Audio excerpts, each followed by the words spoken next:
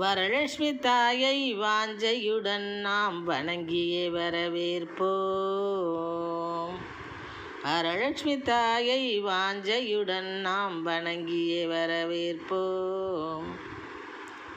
சிரமத்தை களையும் தாயவள் தயவை வேண்டி விரதம் ஏற்போம்.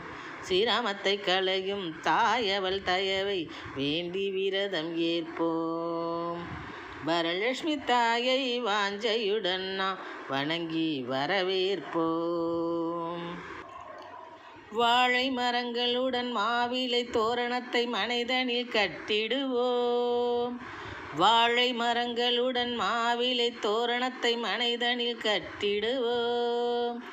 வரலட்சுமி தேவியை மேடையில் அமர்த்தி ஆனந்தப்பட்டிடுவோம். வரலட்சுமி தேவியை மேடையில் அமர்த்தி ஆனந்தப்ப